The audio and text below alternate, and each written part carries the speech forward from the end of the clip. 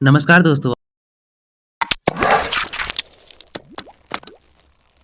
आज हम बात करेंगे 12 ज्योतिर्लिंगों के बारे में। शिव जी के 12 ज्योतिर्लिंगों में महाशिवरात्रि पर खास आयोजन किए जाते हैं। मान्यता है कि 12 जगहों पर शिव जी ज्योति रूप में विराजमान हैं। इस वजह से इन 12 मंदिरों को ज्योतिर्लिंग कहा जाता है। 12 ज्योतिर्लिंगों में सोमनाथ, मल्लिकार्जुन, महाकालेश्वर, ओंकारेश्वर, केदारनाथ, भीमाशंकर, विश्वेश्वर, त्र्यंबकेश्वर, वेदनाथ, नागेश्वर, रामेश्वर और घोषमेश्वर शामिल है। ये पहला ज्योतिर्लिंग सोमनाथ। 12 ज्योतिर्लिंगों में पहला सोमनाथ ज्योतिर्लिंग है। ये मंदिर गुजरात के सौराष्ट्र में समुद्र किनारे स्थित है। मान्यता सोमनाथ मंदिर के क्षेत्र में चंद्रदेव ने शिव जी को प्रसन्न करने के लिए तप किया था। चंद्रदेव की तपस्या से शिव जी प्रसन्न होकर यहाँ प्रकट हुए थे। चंद्रदेव के एक नाम सोम पर ही इस मंदिर का नाम सोमनाथ पड़ा है। दूसरा ज्योतिर्लिंग मल्लिकार्जुन। मल्लिकार्जुन ज्योतिर्लिंग आंध्र प्रदेश के कृष्णा जिले में कृष्णा नदी के किनारे पर श्री शैल पर्वत बना हुआ है। मान्यता मल्लिकार्जुन ज्योतिर्लिंग एकमात्र मंदिर है जहाँ देवी पार्वती के साथ शिव जी ज्योति रूप में विराजमान है। यहाँ दर्शन करने से ही अश्वमेध यज्ञ के समान पुण्य फल प्राप्त होता है। तीसरा ज्योतिर्लिंग महाकालेश्वर। महाकालेश्वर ज्योतिर्लिंग मध्य प्रदेश के उज्जैन जिले में स्थित है। महाकालेश्वर के पास ही शक्तिपीठ हरसिद्धि मंदिर भी स्थित। मान्यता है ये एकमात्र दक्षिणमुखी शिवलिंग है। रोज सुबह महाकालेश्वर मंदिर में भगवान की भस्म आरती की जाती है। यहाँ पूजा और दर्शन करने से अनजान भय दूर होता है।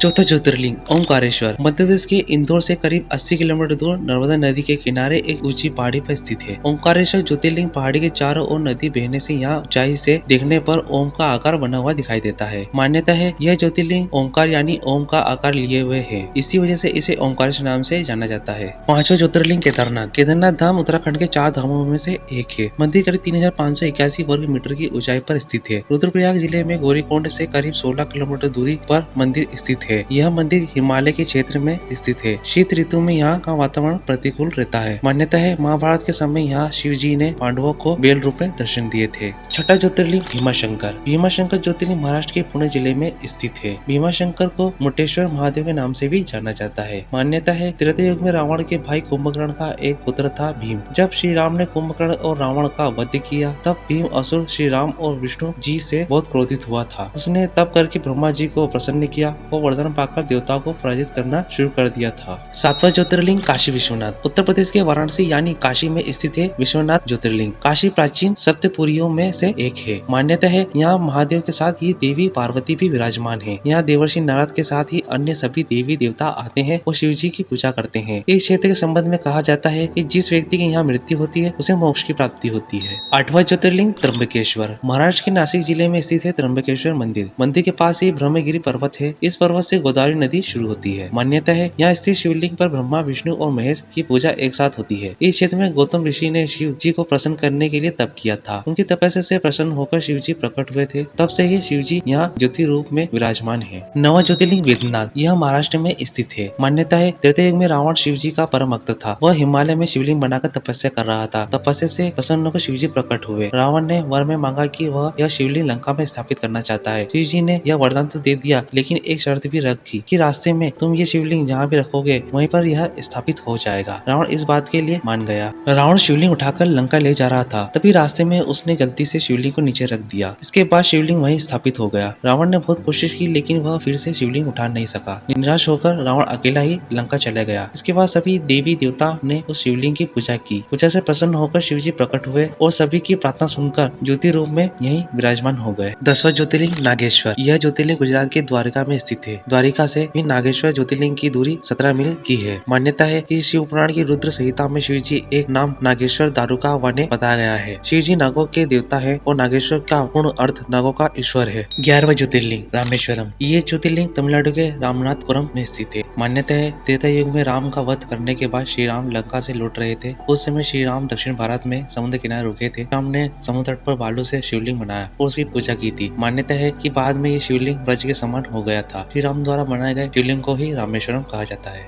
12वां ज्योतिर्लिंग घुश्मेश्वर। घुश्मेश्वर महाराष्ट्र के औरंगाबाद के दौलताबाद क्षेत्र में स्थित है। मान्यता है पुराने समय में सुधर्मा नाम का ब्राह्मण था। उसकी पत्नी सुदेहा थी। उनकी कोई संतान नहीं थी, इसलिए सुदेहा ने सुधर्मा का विवाह अपनी छोटी बहन घुष्मा से करवा दिया। घुष्मा शिव भक्त थी। शिव जी की कृपा से घुष्मा को पुत्र की प्राप्ति हुई। बाद में सुदेहा अपनी ही बहन घुष्मा से जलने लगी थी। जलन की वजह से सुदेहा ने अपनी बहन के बेटे की हत्या कर दी और एक कुंड में बेटे का शव डाल दिया। जब ये बात घुष्मा को मालूम हुई तो वह दुखी हुए बिना शिव की पूजा करने लगी। शिव जी उसकी पूजा से प्रसन्न होकर प्रकट हुए और उसे उसका बेटा जीवित लौटा दिया। घुष्मा ने शिव जी से प्रार्थना की थी कि अब से वे यहीं विराजमान हो जाएं। भगवान ने उनकी बात मान ली और यहाँ वह ज्योति रूप में विराजमान हो गए।